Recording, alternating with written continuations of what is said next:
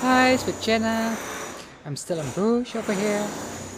In the back you see the canals over here from my place.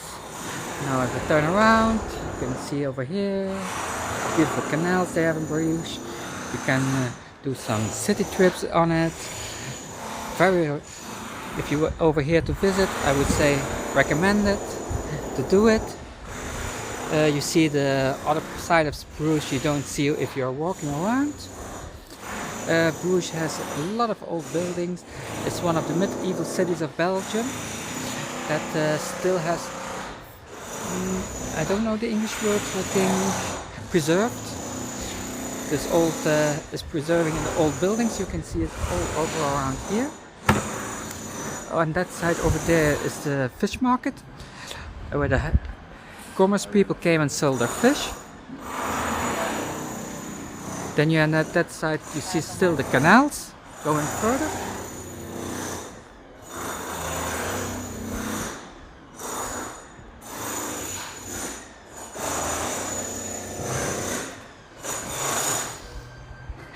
Also you see the beautiful buildings again.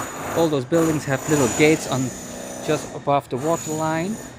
That just was in the past. They bring in the stocks and goods of the traders directly in the trading buildings over here, or the people who live there could get their boats so out of the city.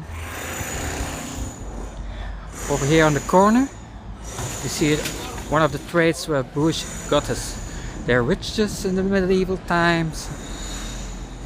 I don't know the English word for it, but it's yeah, very special technique of doing it. Those white cloths over here, something with like blocks going around. They were very famous for the textiles, so that was one of the places where they became rich of. One of the textiles over there, you can see how it was made in the medieval times. I go now inside the city. I just like to show you around here the corner, because there's also like lovely in Bruges. You are walking and then you have a little corner, you go in there and it changes open to beautiful square. You can eat over here. For example, a lot of terraces over here you can eat. The prices are really not so expensive, but like say over here you can see you come on a corner and you have totally different little buildings.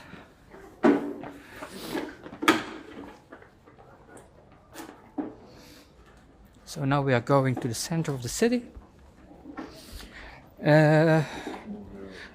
Most Americans know Bruges from their beer, mussels, chocolate, but Belgian food has more than just mussels. So I would say try to experience different kinds. They have a lot of good seafood dishes. Also the stove, meat stove, very good. Then you also have like hasperolletjes heet dat in the Dutch. It's I don't know the English word for it. It's witloaf with bacon around it, with a cheese sauce and mashed potatoes. So, but it's very tasteful. Then also one of the very traditional dishes is rabbit. You can eat it with a honey sauce and prune sauce or a beer sauce. Oh yeah, Belgium puts everything beer in, so if the sauce is not okay, they put beer in it.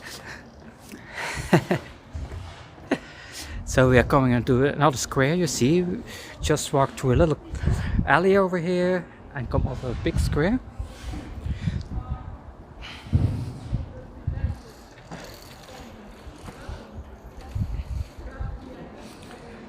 Across you see a big square again. It's lovely. Over there you see the Belfort, the Tower of the Belfort. That is where they put all the commercial stuff to protect it from robbers and those things.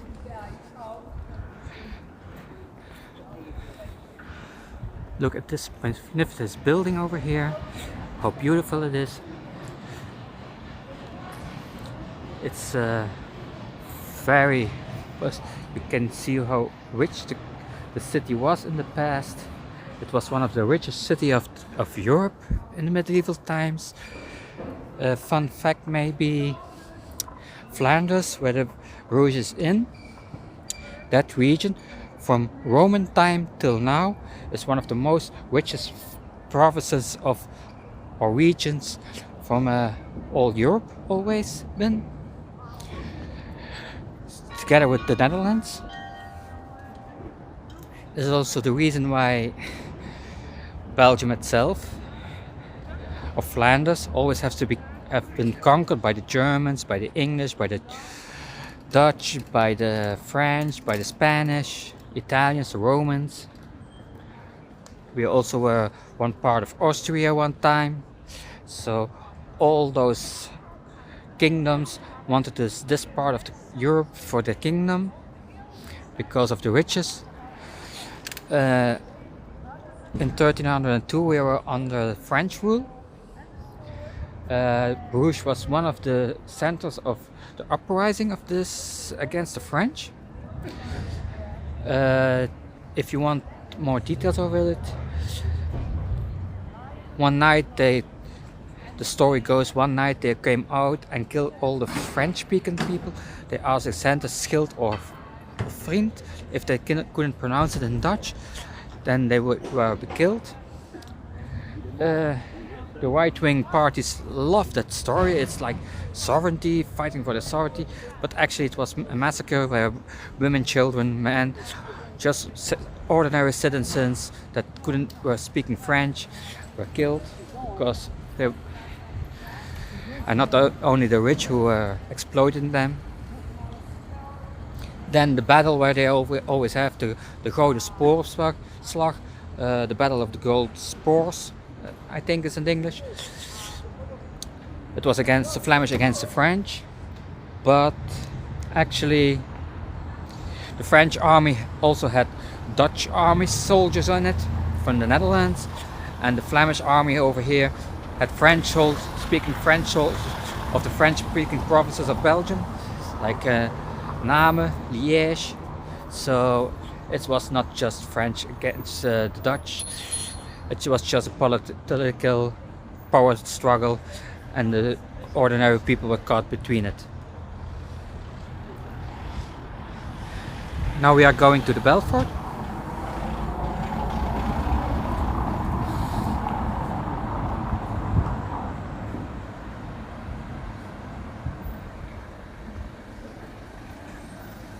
So let's see, the Belfort is on the main square, also with the city hall over there.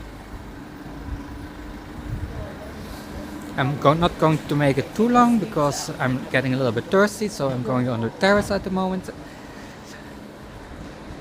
sitting and drinking. Yesterday I was also over here. I stayed here for one night. I live in the province of Limburg, that is about 300 kilometers away from here. So I'm here with my car. I visited this place with my little sister. I put yesterday a little video on it from my sister and me on the main square over here. She lives a little bit further on, just about a half an hour with car from here. So it's not so far distance, but because she lives over here and I live over there, sometimes it's difficult to make appointments to see each other. And the last time I saw her was just after New Year's in Brussels. We both went with train today, me from my place, she from her place, and we spent the day after there just visiting Brussels. Also, day before yesterday, my little sister was her birthday. I forgot. I was so ashamed. I forgot her birthday, but I had a very bad day that day, so I forgot when she was a birthday. So some boy left me standing alone on a date, so I was not very good in my mind at that moment. You can imagine, but I make it up over here, bought her some presents, bought for her food over here. So here you see the big market.